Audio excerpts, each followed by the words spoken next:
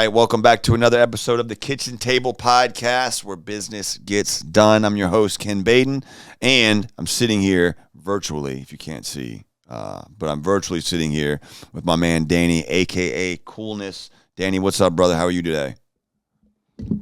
Dude, doing great, man. Another day in paradise. A pleasure to be here, man. Thanks for having me on. Dude, we were talking about a bunch of stuff offline, and then Roger was like, save it for the podcast, Ken. He started cracking the whip. But it's a pleasure to have you on, first of all. Second of all, if you guys can't tell, because he's got a little scruff going on now, but young man is 22. 22. How old are you? 22. 22. Does this make you feel bad a little bit? No? Okay. I'm doing the same thing he does for other people. Okay. Well, I would imagine he's making a few schmeckles, but you will get there. With that attitude, you will. Keep hanging around me, you definitely will. I promise you that much. And I don't even mean that as to say I will do anything, but I feel like you'll be around folks that are serious about doing shit, so you'll make sure you do shit. Because that's important, right? Proximity's power, baby. 100%. It's the number one mantra of the Elliots, dude. It's true for a reason. And that's 99% of the reason why I joined the Elliott Group. It was literally just like, because he's like, oh, coaching and this and that. I'm like, that's dope, dude. Honestly, I just want to kind of be around you, take that energy in. I can learn from him, of course. But like, you know that like attracts like. So if there's a bunch of dogs in there spending that kind of money, you know, you're around a bunch of other serious go-getter type people, and we can't help but then just, you go and spend a weekend with folks like that, and you come back and you're like, all right, cool. Which I haven't been all year, dude. I don't know. Have you been to any of the events or anything like that, or? Yeah, I went to a couple. We did the PBD one, and then did one back in March in Tampa, because that's on my side of the coast. Man, we missed the Pat Bet David one. We wanted to go to that one so bad, dude. I mean, honestly, I tried to work it all out, but I think the weekend wouldn't have worked anyhow. My wife and I have been like going through trying to start a family, and it's been a whole bunch of more things than we thought it was. It's not as nearly as fun as it sounds, because it sounds like a lot of fun, you know, but it's a lot more work. Not even dude. Literally. I can't imagine what that must be like, running a business and trying to do all that too, dude. I understand that's one of the luxuries of being young, bro. I have nothing else to do like except sit on social media and just run up the business. So like, I just try to take advantage of it, you know. Dude, you will probably be. I mean, you will definitely be at this pace completely set and whatever the hell you want to do indefinitely at 30. I mean, when I was your age, 22, I was still in college, for one, because I was like a super senior. You know what I mean? I think I graduated like 23. I think I technically graduated maybe even at 24. So I was like 2 years past the time. I would have been a senior, but I transferred schools because of a girl, and then the car accident took me out, which, you know, you texted and mentioned me about my past. The car accident that I got into that led to all the nasty stuff. That started my freshman year of college. It was community college. So basically, I lost a year or a good semester, and then I changed my major from criminal justice. Ironically, I was a criminal justice major, and then a few years later, I was a felon. I think that is irony, right? I think it is. I think that applies here. But at any rate, dude, at 22, I was doing beer bongs and, I don't know, frat life, and you're over here killing it, making big money, doing adult things.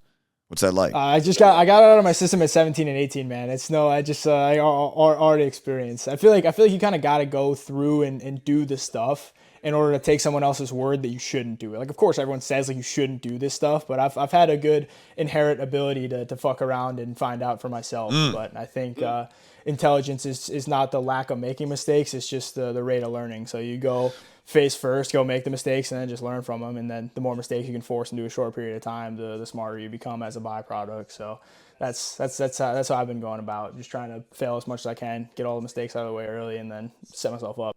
Fail forward, man. That's what my buddy Dallin always says. I actually read something the other day, and it was something like, you know, the reason why I win so often is because while other people are stuck analyzing data and figuring everything out, I've already failed 3 times and figured out a better way. And I thought that was so, like, that's spot on, dude. You know what I mean? Like that's kind of the plight of the entrepreneur. A true blue, let's get it going, you know, fuck around and find out. Fuck it, send it. That's just like all of which are applicable to, you know, are there really catalysts to being an entrepreneur, I think. You know, you got to be ready to just go. Yeah, that's why the business professors make $100,000 and the business owners can make that in a day if they so choose. 100%, man. So tell me about like how the hell at 17, you said you were doing this from like the time you were 12. So first of all, Danny, what do you do? I know that is coolness kind of like your what, your mantra or your nickname or your tagline? Are you coolness? Yeah, dude. I mean, we have it pretty much on all platforms. We have it on Instagram and TikTok, and I'm trying to weasel my way in there and get it on YouTube as well. But yeah, I became coolness in 2022. I've been making content since I was 12. It was, you know, dude perfect type trick shots in the neighborhood with the boys when we were 12, 13. Had a wiffle ball league in the neighborhood. That was just the fun that we did. And inherently, when you're just having fun doing something, you don't really care about how many followers you're getting. And when you're having fun doing something, you're just putting it out there to put it out there. And the reps come as a byproduct. And then as a byproduct of the reps, then the followers end up coming in. You start building some traction. I mean, we had a YouTube channel with 3,000 subscribers at it when we were 13, 14 years old. We were like an official wiffle ball league. They'd send us like camera gear, wiffle balls and stuff. I've always just liked being in front of the camera. And then that developed into TikTok trends during COVID, and then just social media advice, tips. I'm trying to get into the business development space, but I realized that like it's not the best to talk about things that you're not an expert at. There's like way better people out there in the world of business than me that I'm just trying to learn from. So I hope to be as knowledgeable as some of these guys someday where I can start talking about business. But until then, man, we'll keep rocking on social media. Well, and that's smart, man. Staying in your lane, because there's a lot of guys that don't do that. I mean, you will go there and you will do that because you've already said it. You've manifested it. It's going to happen, right?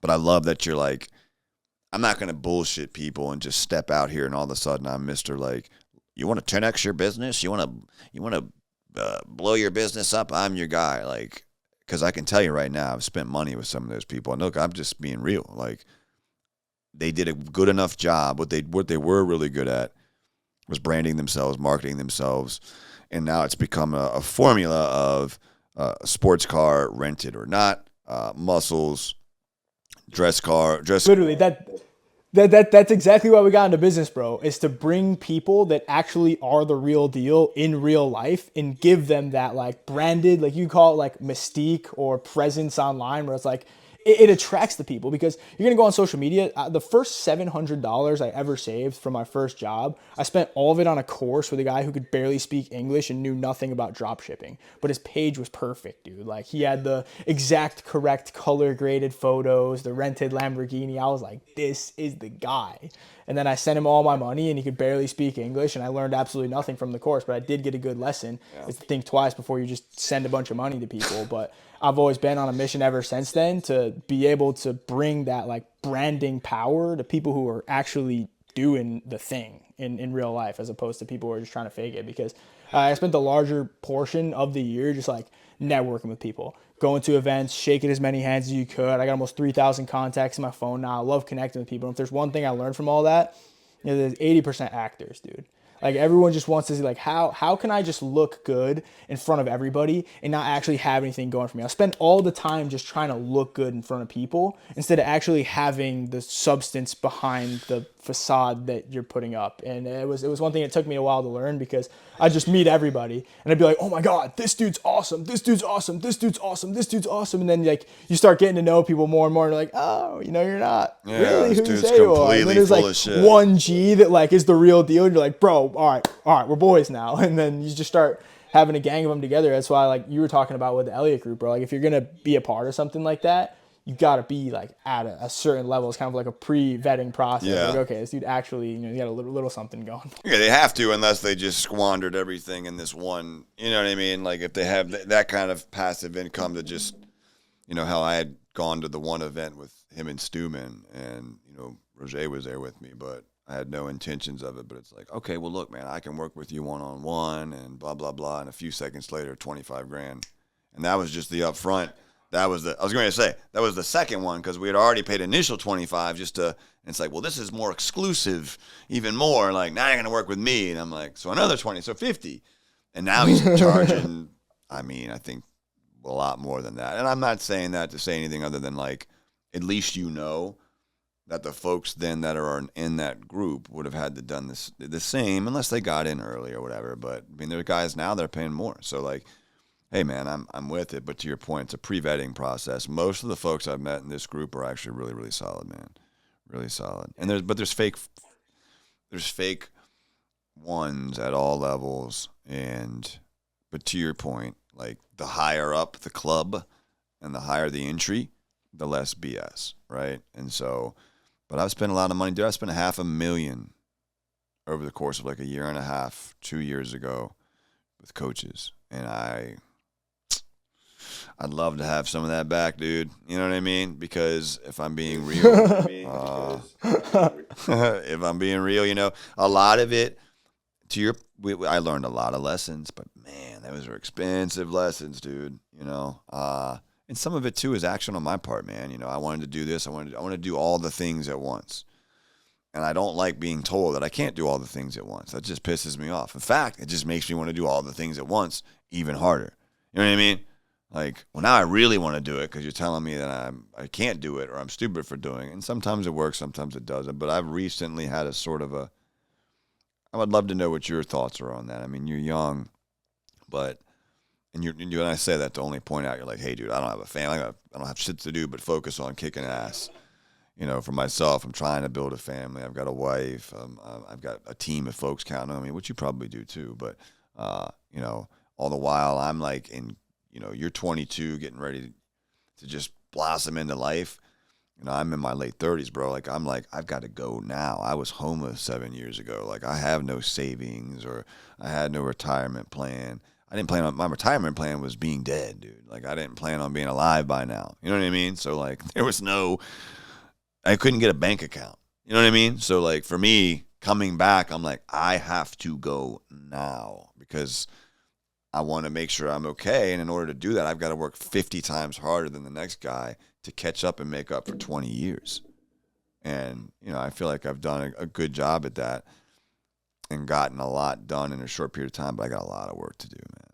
I got a lot of Oh, work bro, to do. back against the walls where champs are made. Like anyone can run fast when there's a serial killer with a knife behind them. But yeah, sometimes you got to get forced to run or really like running to run without that behind you. So back against the walls where champs are made. I try and put myself in those kind of situations as much as I can.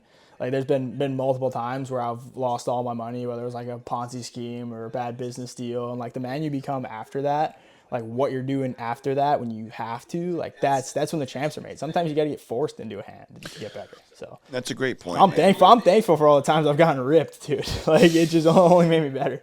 Like thanks, you know.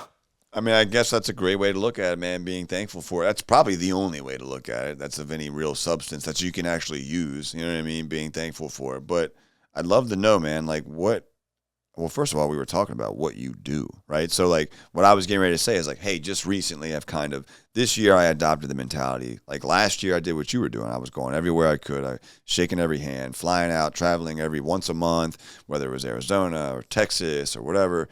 Did that for a little over a year, and I was like, all right, bro, like, I felt like I had to sit down and really lock in on the business, mostly because we were scaling this year and starting a new office, and I don't regret that by any means, but I did listen to a lot of folks that were like, you got to really just cancel all the rest of it out. And no Baden Consulting, no blue collar ballers, no brand, no podcast, and so I nixed everything but the podcast. And I still posted some on blue collar ballers, although I really let that just backslide because I couldn't give it all my attention.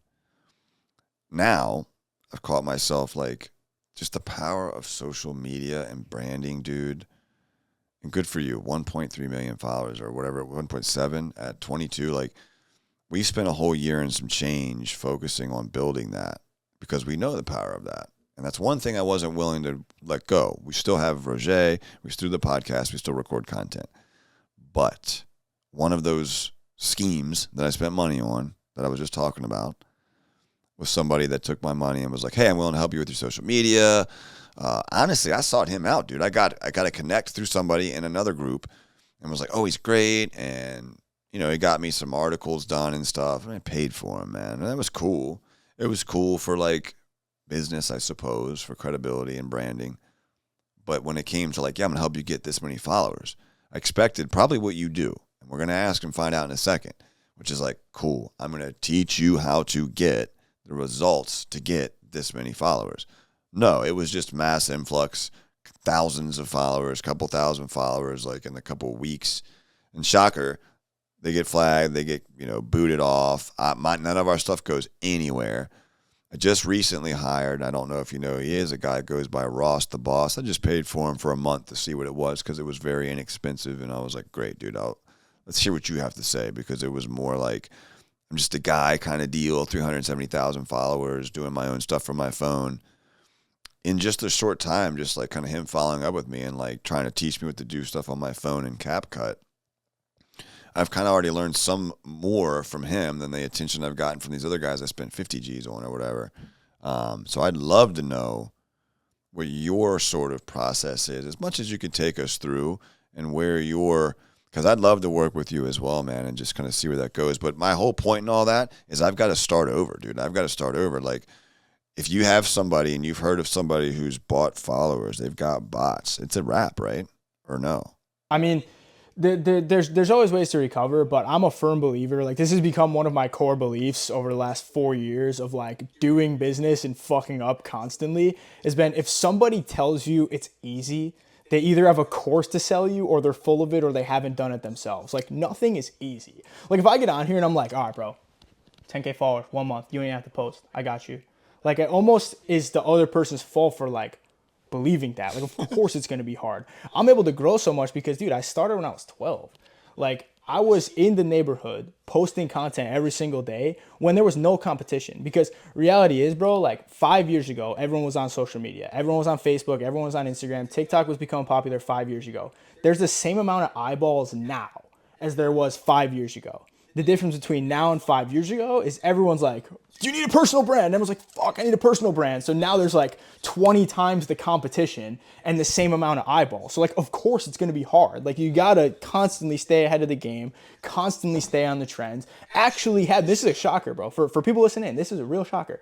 Actually have something of substance to talk about that people care about. Like, that's the big one that gets overlooked all the time, where it's like, oh, but I'm me. Like, no one cares, dude. Like, you got to think about the people who are actually watching the videos, dude. Like, for me, if I'm watching TikTok, there's TikTok Danny, and then LinkedIn Danny's a completely different person. Oh, hell yeah. If I'm in LinkedIn, dude, I'm mentally in a polo, like posting a job listing or like scrolling through. If I'm on TikTok, dude, my legs are kicked up. I'm looking for some memes, dude. I'm looking to laugh. And so many people, it's like, oh, I'm just going to repurpose on LinkedIn and TikTok. Same thing. Like, doesn't work. Like, it takes a lot of effort, a lot of brain power, or just someone who really knows what they're doing and has done it for a bunch of people in the past to just like do it. But even at the same time, like, I can't snap my fingers and give you a presence. Like, you got to have stuff to talk about. You got to be willing to do the work. You got to be adaptable to the trends. There's a lot of stuff that goes into it. But to answer your question, like, that is exactly what we do, is we'll just hold entrepreneurs' hands through the entire process.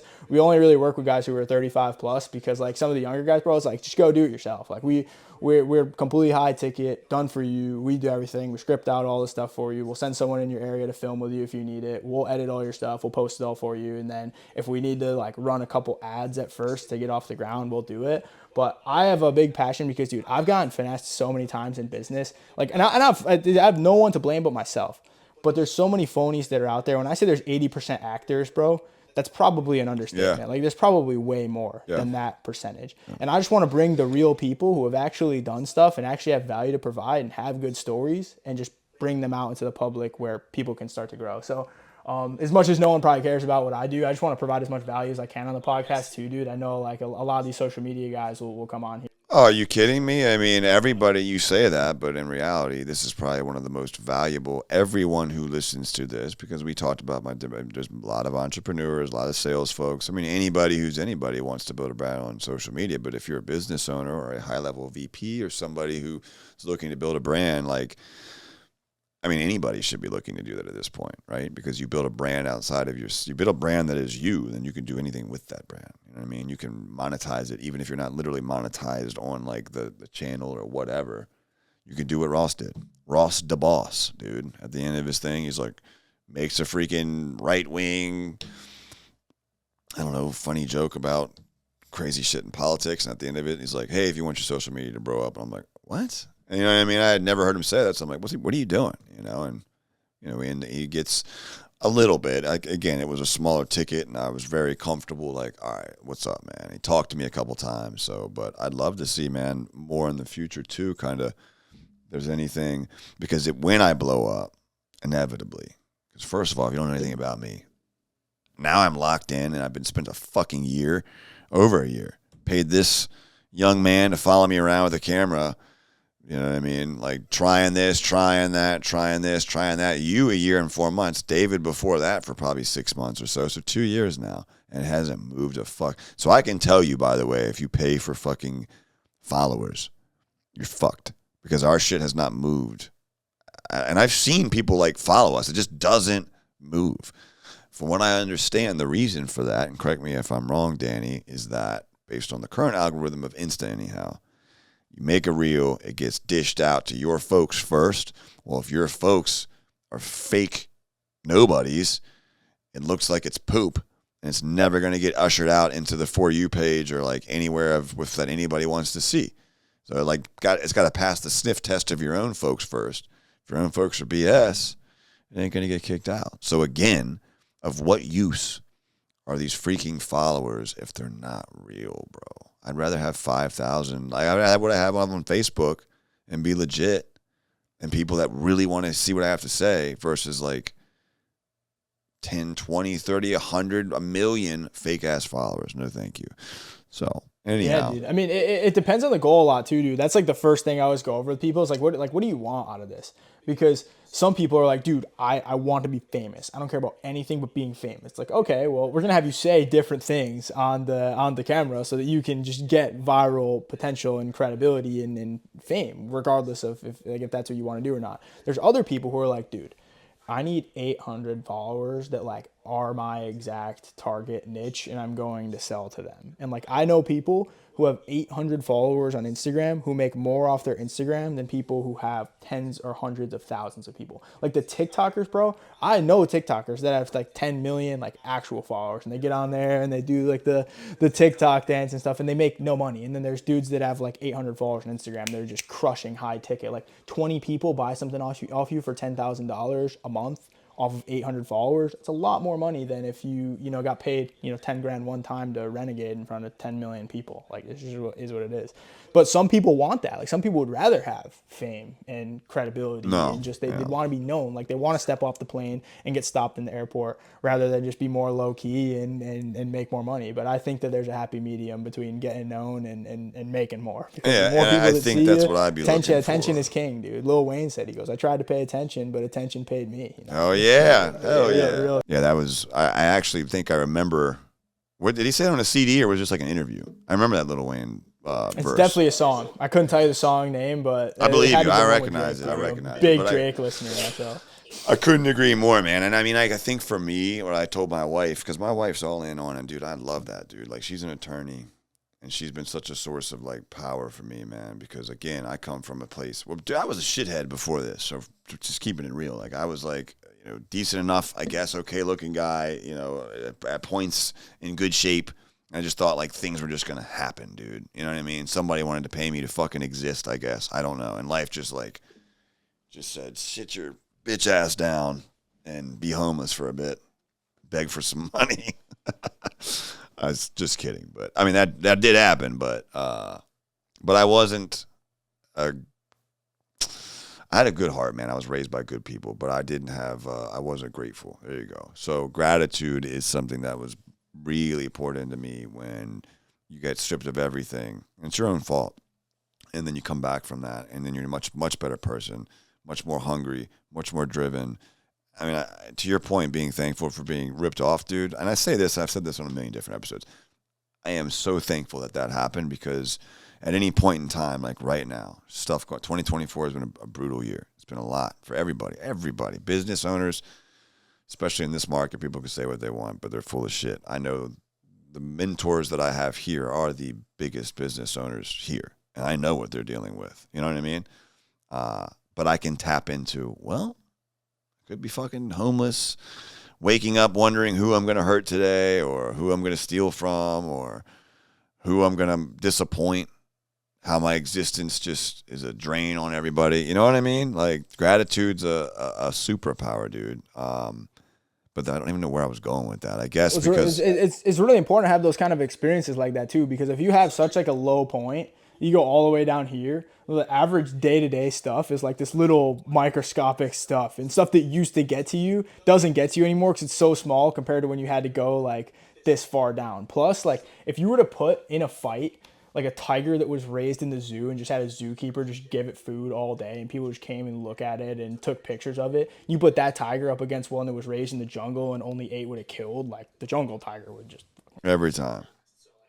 I am thankful for all of this stuff, because if you have an easy life, then what are you, just like the billionaire's son that never had any problems? Yeah. Like aren't you, like don't you become kind of like who do you become if that's your life? So And I suppose it's all good in the hood, man. that's what I was kind of getting all at. good. Is your point? No. I was just seconding like what you said was just right on, man. You know, I get it. I'm thankful for those things. I'm thankful for that happening. So I suppose I should be thankful for those. There are lessons, man. But getting kind of back to you providing value and really our listeners getting to hear like why, because to his point, you know, you can go get 800 followers you have a product that you're wanting to sell, or you have an idea. And I'm telling you, man, like if you've not explored it, that's what I'm trying to do. That's really what I was getting at. So look, I have this business. It's my passion. It's my thing. And in the business is where we're building, scaling, exiting, the purpose of which is it's what I know to do. And it's my opportunity to help other folks come up and do it because it's what I know to do. The podcast that I have, you know, that's where the kitchen table came from, right? The content that I do, I would love to get on there and just talk about crazy shit. Like even Ross was like, man, what do you really want to talk? I'm like, dude, I don't think I can do that yet. Like I can do whatever the hell I want. But is that really the angle? Like, is that really what I'm going for right now? Because right now we've spent 2 years building a brand on. I have a consulting company, I have a coaching company, and even if the coaching company is kind of like backseating it, the consulting company is what I originally was like focused on solar companies or anyone for that matter that was looking to start a roofing endeavor, whether it's insurance restoration or retail. And I've got a 90-day turnkey. Here you go, dude. Here's everything on how to do this, down to templates and template contracts and get logos created for it if you want to, man. Here's scripts, here's everything. And we were selling those before the social media was even a big thing. So imagine if I had access to 20 qualified big ticket followers, man, at all times. I mean, you're a fool not to think. It's just a different era, dude. Like this is, and I respect so much that you're so young and you're getting in it so early, man, because it's just such a smart play. I mean, the power of a personal brand, I don't want to parrot that again, but like talk about that, man. I mean, to not have that, you're really limiting yourself. I mean, what is that? What would you say in speaking on just the personal brand with men like the Elliott Group? That's what I was getting ready to say, by the way, was that's where I want to be. To me, that's the major leagues. The Grant Cardones, the Andy Elliott's, the Pat Bet Davids, businessmen, had success in business, obvious, some more obvious than others, some more fact-checkable than others, but then they kind of like graduate into this. Some you just have to take their word for it, and magically they're on stage or whatever, but then they become this. That's what I want to be, man. To me, that's like reaching the majors, dude, and that's been in my head for like 10 years now since I bought something from Brad Lee back when he was suit and tie Brad Lee. You know what I mean? I don't think he had a tie, but he was still suit Brad Lee. But either way, my thing was like, that's the major leagues, dude. That's what I want to meet. That's what I want to make, because then I can teach people to do this and do courses and get on stages. And then once I'm on stages and I got a big brand, then I can really do and start to talk about whatever I want. So it's a lot of effort to get into just to get to a point where I can be like motivational. Hey, man, I did all these things. You can do it too. And now I can reach an audience and really help some people. You talk about sort of, I mean, what do you think about that, first of all? Dude, 100%. I have a couple of thoughts on that. I like I like how you view it as the majors. Like I view the same thing. Where it's like you're one of those well-known guys. You walk into a room full of entrepreneurs and like there he is. Like, oh, that's the guy. I want to go take a picture of him. I want to go talk to him because that signifies impact. Like if you had that big of an impact on someone, you had people run up to you, want to take photos with you. Like that means you did something right, in my opinion. But I think to a certain extent, like you got to want to have the personal brand. Like there's so many people, like the online, the people who have big personal brands, kind of almost like cram it down people's throats. Like you need a personal brand, and I don't agree with that. I mean, I know plenty of guys that are extremely successful that mentor me that have no presence whatsoever, and I'll be like, dude, what can I do to help? And they'll be like, no, I don't want that. Like I want money. I don't want anyone to know who I am. So I think it really depends. Like if I'm trying to take someone who's successful and they do not want to be known, they will never be successful, even if I force them to have a personal brand. So they're not going to be themselves on camera. They don't want to be on camera. It doesn't seem like they want to be there. I think to a certain extent, you got to want to do it. So it's good that you view that as the majors, bro, because I do as well. And then when you're talking about, getting to the point where you can just have motivational content, you hit on like a really key principle in content ideation, like your niche and what you're talking about. It's always puddle first, then pond, then lake, then ocean. Like what's the puddle that you can conquer and be the biggest fish inside of the puddle, like really super niche down. Then once you're the best in that puddle, you move on to a pond, a little bit smaller, but like a little bit broader or a little bit bigger, a little broader in what you're talking about. Then you move on to the lake and then you're Hormozy and you can talk about whatever the fuck you want. And people will listen because they know who you are and they see you on their page. And I was like, oh, I like that guy. Whatever he has to say, I agree with. And like that's where you can talk about the ocean. But too many people, they're like, man, I want to have a personal brand. I want to grow online. And then they're like, okay, video 1, man, this is how you get over a breakup. Video 2, man, this is how I think you make $1 million. I haven't done it myself, but like, man, this is how I think you might do it. And then like, oh, dude, like, this is how you get fit. I know I'm not that jacked, but like fitness is so important. And it's like, how the fuck are you going to grow? Like, who actually wants to watch that? The biggest frame that I've had, and like it pisses some people off, and anyone that this pisses off, like I don't want to work with in the first place, is like, can you look yourself in the mirror enough and be like, would I follow this person? Objectively from whether you know yourself or not. Like, I just came across this page for the first time. I don't know who this guy is. Would I follow this guy? Do I care about what he's posting? Does he post valuable stuff? Or am I looking at it through a lens of bias because it's myself? And if you can look at the page, like, would I actually want to listen to this? Like, would I actually send this to one of my friends if this wasn't me? And if you can get to the point where the answer to that's yes, by default, you're going to grow. And the step after that's like, would I go to war for this person? If someone was talking shit on this person in the comments, would I defend them? Like, not even if it wasn't me, like if it was some random person, would I defend them in the comments? Would I send every one of their videos to my friends? Would I post their videos on my story? Would I be messaging them, dude, awesome stuff? And odds are, like, if we're being real, the answer is just no. Like, it's just that's not the answer. So how do we work towards that goal of being someone that actually would earn our own follow if we look at it objectively? And the harder you are on yourself with this question, the faster you're going to grow. Because I could look at this and be like, man, I don't fucking like any of this stuff, but like, it's me, so I should be growing. And that was a lens I had on for the longest time, especially when you start talking about business stuff, or you talk about social media stuff, or you're doing like the talking head content. Like, really watch it. Don't just look at your face. Really watch the content. Like, is this good stuff, or is it just me talking? And I think it's good because it's me. And I think a lot of people, like, there are people that I talk to that take big offense to that. And I don't think that we'd be a good fit to work together if someone takes offense to that stuff. Because I'm going to be very real, because my goal is to help you grow, not to make you feel good. Because I could easily sit here. That was one of the mistakes I made when I first got into business, bro. You think that the people you're consulting with and your clients, like, they just want to feel good. Like, oh, yeah, man, good work on that camera. Oh, good job. It changed very quickly to like, no, that was fucking stupid. Redo it. Right. Redo it. No, I don't like that. No, redo that. I'm not going to use this. This isn't going to do well. And you need those kind of coaches. Like, where, like, growing up playing sports, it's like your coach that pushes you. And it's like, no, like, that's not good. Redo it. No, that's not good. Run the suicides. No, that's not good. 1 more hour in the weight room. Like, those were the coaches that coached the best teams and had the best players because they bred the best players. The coaches that were like, oh, yeah, whatever, 5 minutes late to practice. This is what it is. Yeah, just keep doing that. Those teams sucked. You got to have someone that's hard on you. And I always try and have as many people that are hard on me as possible. I had one of my mentors, his name's Tanner Chittister. He's really big in the online marketing space. I coached him on his content because he was trying to grow on Instagram naturally. And we just get on Zoom once per week.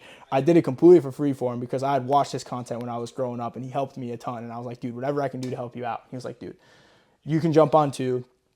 I'll mentor you. Like, I want to help you out, dude. I see a lot of potential in you.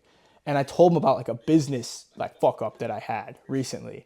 And everybody that I talk to is always like, dude, it's okay, bro. Like, you're 22, you'll get over it. Like, it'll be okay. You're way ahead of everybody. And like, I can respect that. And I think that I'm ahead of the game. But like, this dude laid into me. He goes, yeah, people probably tell you you're ahead of the game, right? People probably tell you you're smart. I was like, yeah, pretty much everybody. He goes, I completely disagree with that. He goes, you're fucking stupid. Like you have no idea what you're doing. You keep doing this. You're telling me your business is your number one priority, but then you're traveling all over Europe and trying to do the business while you're in Europe. When in reality, if you want to grow the business, you just go back home, go inside of your basement and just grow the business. But you're not doing any of that, bro. You'd rather go around. He's like, it's okay if that's what you want to do, but don't tell people that your business is your number one priority because your actions don't correlate with your words. He goes, you're not a man of your word. I was like, I just sat there. This was 1 hour of this in a conversation. And I had never gotten taken to school like that before. Anytime that someone would say something, I'd be like, oh, but it's okay. And like, I didn't respect the person that much, or they would just be, oh, it's okay because you're younger. I had nothing to say. I just sat there and just got taken to school. And that was a turning point in my business career because I was like, damn, like, yeah, I am fucking stupid. And you gotta have people like that. They'll just tell you how it is. Like if I was fat, bro, I would want my buddy to say like, "Yo, dog, like you're fat. Right. Like stop drinking the Cokes. Like stop eating the fries. Like switch it up a little bit, dude. Like do you need the double cheeseburger? Do you have the Dr. Pepper with the food, or like would you rather have? You should have water. No, order water for him. Like that's how, in my opinion, that's how it should be, and that's a belief that I hold pretty close to my heart. So if people don't agree with that, I don't think we're gonna get along. Yeah. And I would tend to agree, by the way. I mean, like, I think America's gone soft in a major way with too much of, well, we can go on that. It's who's idolized, bro. It's who's idolized. When I was growing up, and I can say, dude, it feels weird saying when I was growing up. But either way, I was 12, 13. You watched Rocky. You watched the Rocky movie. And Rocky, get up one more time after you get knocked down. Like, fight the big Russian guy. Do it just one more time. Like, be a piece of iron. Don't get knocked out. Like, one more time. Keep training in the cold. And now it's like, what kind of stuff's on TV, man? I turned on the TV one time. It's like, what are the kids looking up to? They're looking up to all these weirdos. You got guys on the Mr. Beast show that are whatever. I don't know what I can talk about on this podcast, but like, these are who the guys are idolizing now. I mean, bro, I look up to Rocky. Like, I want to put my hoodie on, go out in the snow, and like, but the kids, they look up to what now? And then you get a bunch of weak men, and then it's a question of like, how did this happen? Well, bro, change the idols. Who are people looking up to? Yeah, which is a damn shame, man. But and that's another thing. I refuse to. That's just, I don't know. That's another reason why I think it's imperative that we use our voice or build our brand, especially if we hold those ideals close to our heart, because you're no longer like, I mean, I suppose you kind of stand out, but you go against the status quo now, right? Like you're going to be an easy target, like Tate, right? Tate, whether you like him or not, I mean, it's just like he's really dove into that, but I mean, like, that's why, because these guys got nothing else. So they just get like the exact opposite. When you talk to everyone, you talk to no one. Like if you're trying to be wishy-washy and like cater to everyone with your content, like who are you really talking to? Yeah. Like, oh yeah, I want your friends to tell you you're fat, but like you're not that fat. And then like who's listening to that? You're like, well, if you have a side, you pick it, you stand on it. But if you don't have a side, then you shouldn't be talking about the topic. That's I don't. No, I couldn't agree more, man. I mean, honestly, like authenticity, being real, like, especially if you're paying somebody. I mean, you're paying someone like, hey, I need you to coach me or whatever. Like, or you're doing me a disservice as a friend, as somebody I'm paying or whatever. If I keep you close, you got to be real with me. Like, bro, you're fucking up. Bro, you're fucking up. You're getting fat. Bro, you're fucking up. You're doing stupid shit. Bro, I thought you said this was your wife, bro. Like, you're doing this. You got kids? Come on, man. What are you doing? What are you fucking up? Like, pull your real friends, and of which my father always told me you'd have on one hand, by the time I got to his age, and he's right, probably less. But, and it's funny you say that, man, because if I was to self-critique my own content, that's the biggest issue we have. It's a multitude of issues. One, I'm not giving enough of me to it because I really did dial back, and I'm like, well, we were like recording and doing all this and all this effort and energy, and to your point, I wanted to jump right to the pond, dude. I wasn't really looking to be in the puddle. I was just trying to go right into the pond. I wanted to talk sales in general, period. I wanted to be the sales guy, not the roofing sales guy or the blue collar sales guy or the home service sales guy. I wanted to be just sales in general, right? Broad. But I see these guys like, this Russell Flitz whips, and this other dude that sells cars or is like a sales manager for cars, and like he's in cars. The roof strategist who's only got like 6,000-7,000, but those are dudes that are ready to drop money with him right now. Like roofs, solar. Like, I just didn't want to do that. It just didn't interest me. I'm like, nah. I want to talk sales and I want to go. But as they say, the riches are niches, bitches. And that was one thing we heard from one person we spent money with, and I wasn't trying to hear it. But if you look at my content, you'd see that I'm a victim of that. So it's like gym, because I'm like, well, I think it plays because whatever, dude. Gym, car scene, sales, business, politics. Because recently I really haven't just given that much of a shit. So I'm like, I don't care. I just want to talk about this because it pisses me off anyhow. So I'm going to say it. But what would you say to, actually, you've already said it. That's a great formula. I mean, like, it's just, if you really want it and you really want to do it, you got to go through the things and like, okay, this is the transition to get to that. Or you just say a bunch of wild shit and you never get any traction. You know, you're just all over the place. I mean, if you love it, dude, if you love it and you love getting on camera and talking about sales and the growth doesn't matter, the reach doesn't matter, and you just really love talking about sales, like cool. Like at the end of the day, it's just doing what you want. But is what you want growing and selling off of Instagram, or is what you want talking in front of the camera about sales? And there's no right or wrong answer. I mean, I love doing content, but I love winning. And it's like, what do I have to do to win? Like, how can I marry these two together? Yeah. And you get to a certain point and you can talk about whatever. Like Iman Gaji is the biggest example for guys around my age. He's got like 5 mil on YouTube, 2 mil on Instagram, massively well-known guy. If he posts a video about women, one about fitness, one about money, I'm probably going to watch all three because like I like this guy. I know that this guy is going to have something good to say and I associate with him to a sense. Like, I want to know what he has to say about these topics. Yeah. But I think that there is really a blueprint to success on social media, and so many people are like, oh, you know, it's this gray area, man. You know, Joe Rogan likes to talk about dinosaurs and UFC and mushrooms, and he's Joe Rogan, but like, how many other people have came up like that? Like, how many other people is like, oh, I like this one random shit, two random shit, three random shit, I'm gonna mash them together, and like, that's my personal brand. Like, if that's what you like doing in front of the camera, awesome, continue doing that. But like, if you want to grow, there's a blueprint. There's a certain way it's done. You research the people who are winning inside of your niche. You basically copy what they're doing, except make it better. Like, you pick out the top 10 videos of what's been performing in your niche, make those videos even better, put your own spin on it so people recognize you and not just a viral video. And then you just do that until infinity. And then once you reach a certain threshold, okay, I want to start talking about this stuff. Now you can broaden it out a little bit more because I have a bigger audience. And then you hop to the third puddle. And all of a sudden, if you do it right for long enough, even if you do it perfectly for 5 years, it's not going to work for 5 years. You'll get it on year 7. So that's what I have to say. I mean, like, it's that people be like, oh, dude, this is kid. This is it. I've done it for 10 years. Right. Kid's been doing it since spent almost half of my life doing this. So.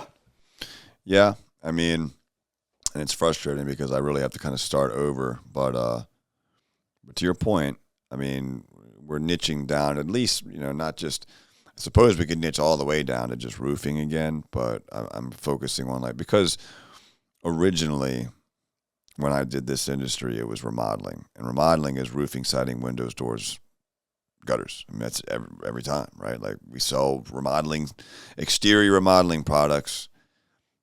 If you know what I'm talking about, you know what I'm talking about. You've sold roofing, siding, windows, doors, gutters, maybe decks, something like that, but that's it, right? And then it's roofing, windows, but like, it's the same language, so I feel like, but it's home remodeling sales then, okay, you know what I mean? Dude, if I'm in exterior remodeling and I see a video of you talking about exterior remodeling sales, I don't care how many likes that video has, that video's for me. It could have 2 likes, this guy's talking to me. But if you're talking about sales and you have 2 likes, oh, there's 10 other sales guys that have millions of likes. I'm just going to listen to them. But if this guy's talking about exterior remodeling, door-to-door sales, and I'm in that niche, oh, bro, this is for me. I don't care how many likes it has. This guy knows me. And you got to collect enough of those people at first before you can graduate to the next level. And some people don't even want to graduate to the next level because there's 1,000 exterior remodeling door-to-door guys that'll buy a 10K program. And then boom, like, you do the math on that. Like, yeah, well, and that's exactly what it's like. We put all of these pieces together before they were put together. It's a poor way to say that, but we had a consulting company that I was looking at utilizing in like this ancient way in the future, where it's like I'm going to go to your business. I'm going to go direct to your business and help you work, and then it's like, dude, that's just not the way of the world anymore, pal. Social media, you can record it. You can do modules. You can do everything virtually. And that's really where it was like, well, let's come up with this 90-day, turnkey, white labelable, here you go, and so we did that, and we need to get more attention back to it. But now that post this call, I think this is probably one of the best calls we could have had. It's on the heels of kind of reevaluating all of that and deciding we just started a new Instagram. There's 5 followers, 24. All right, well, hold on, 24. I mean, the other one still exists, but we'll just keep moving people over. But honestly, man, watch. You and I will link up and we'll do some stuff, and I'll make sure you get the credit on the stuff that's doing good. I've got Ross for another few weeks here. That's been really, to be fair, man, he's been trying so hard to get my attention, but life's been life in these days, pal. Life's been fucking life and hard, dude.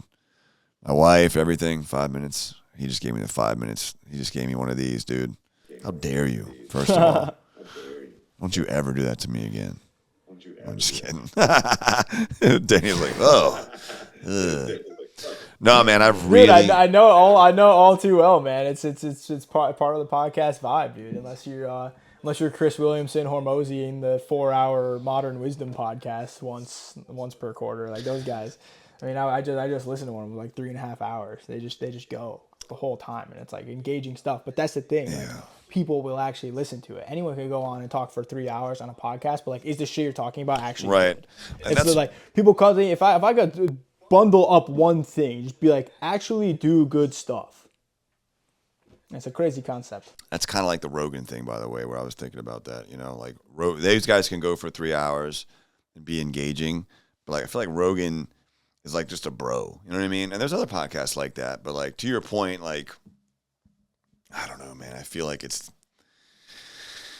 I think the formula thing is probably the way to go. Otherwise, you got to just kind of just be willing to just hope people just like watching you and your bros bro down, I guess. And then he talks to really interesting people and his guests get more and more. That's the other thing.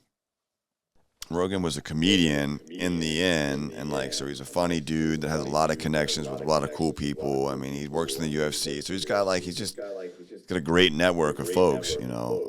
I've had Tommy Mello came on, and he actually did an hour. A1 Garage Door, Big with Andy. He does he sold his business for 200 some odd million. He's he wrote Home Service Millionaire, but started in focusing on a niche. Then he had the Home Service Expert podcast. And so to be fair, man, yeah, he really niched down. Now he's getting bigger and bigger into entrepreneurs and venture capitalists and stuff like that. So I don't think it serves anyone to think that anyone wants to watch them and their bros bro down. Maybe they do, but does it serve you to believe that other people are going to want to watch? Right, just kind of your buddies hanging out, talking shop, do good stuff. You even look at at least for my generation, some of the top bros are the Nelk boys, and you meet guys like that, and you actually see how they work. And there's just a mastermind behind it that's setting up every little interaction of this broing down. Right. And it gives younger guys or newer content creators the belief that oh, dude, we can just go be boys and people are going to want to watch it. And maybe they do, but they probably don't. 99.9% chance that they don't want to watch. Who would want to watch it? You got to look at it through that lens. But and even if they do want to watch it, it doesn't serve you to think that people would want to do that. It serves you to think, I just need to make the best possible shit for whoever's watching this. I'm not making this for myself. I'm making this for whoever's listening to this podcast. It's going to be able to get value and be oh man, he had something interesting to say. Not how can I just talk about me for an hour and just hope people want to listen. Really, but that's something that takes time, and it takes time to actually click and learn it, because you say you're starting over, bro. But it's the same fact of 10 years from my overnight success. If you start a page, shut down the page, try again for another year, you learn all this stuff, you're accumulating knowledge the last 2 years, and then all of a sudden you grow really quick. It's it was 2-3 years for an overnight success. Yeah, that's true. Instagram. Yeah, that's a great point. Yeah, we end up hitting a stride, then it's oh, well, you guys grew quick. Well, this is 2+ years of hitting the same stuff over and over and over. YouTube will bear witness to that. But I mean, if you've got back the metal. What's that? What's that? Folding back the metal, Yes, doing sir. the grunt work, hand-to-hand combat, baby. You learning. Hell yeah, man. We're doing something. I feel like we're learning, but we're doing something. We're growing, man. If anything, too, if you've taken nothing from this as an entrepreneur or anybody listening to this, first of all, you need a personal brand, man. I mean, in today's day and age, 2024, shit is weird. And even myself, that's why I am reinvesting time, effort, and energy into like, I would really like, it's just such a powerful thing to be like, hey, at any point in time, I can reach out to my audience if I have something of value because I provided enough value and I'm taking it seriously enough that if I have, I can reach out to that and that'll be a resource for me and my family. And that is something that I'm really taking a lot more serious recently because I know I can do it. I've done it on a small scale, and now I'm really more focused on like, let's get the consulting going back, man. Let's find some top flight, folks that are more applicable. Let's speak to them, and let's get that going because ultimately that's the goal. I mean, the end goal is the end goal, but en route to the end goal, we can make some good money, help some people, provide a good service, build brand awareness that way too. Like, yeah, this guy's legit, man. He helped my business. Then let's go, But for yourself, where can folks who are looking to grow, and I'd imagine you're looking for somebody specific, but if they want to reach out and see if you guys are a good fit, where can they find you at, Danny? Yeah, dude, I'm at Coolness on Instagram. Exactly how it's spelled, COOLNESS on Instagram. And there's always somebody in my DMs that's there to. I personally have social media off my phone. I know it's like walking contradiction, but I think social media is toxic. Andy said it the best, dude. I'm not the crack head. I'm the crack dealer. I'm not on social media myself. There's someone on there that'll be there. I'm sure we'll be able to be in touch. But Ken, bro, you got my number, dude. I'm here to help you with whatever you need. Yeah, I love that, man. Thank you so much. Random questions, bro. Something to keep you up at night with social media, bro. I'm here for you. I appreciate you having me on here, and I want to be as big of a resource to you and your audience as humanly possible. I appreciate the hell out of that, man. Seriously, I appreciate you reaching out as well, and I love that, by the way, because you know what? Recently, especially with everything, there's a whole lot of crack out right now, and I damn sure cannot be around any of that. Because I've got way too high of an addictive gene, man. So, but recently, all that negativity, I'm like, I've taken breaks before. It might be time to take another one. But I like that. There's somebody in there working for you, just making sure that you just purely use it for business. Yeah, I'm not on there, but I'm on there. Yeah, I hear you. Beautiful, man. Well, guys, my man Danny, at Coolness on pretty much every social media there is because he worked and put in the work and he's been doing this since the kid was 12 years old. I really appreciate you coming on, brother. Seriously, I hope you guys got some value out of this. Build a personal brand, if you're nothing else or for nothing else, to provide options for you and your family, man. If you don't in today's day and age, man, I believe you are a fool, but that's my opinion. Danny, thank you for coming on. Love you, brother. We'll catch you guys next time.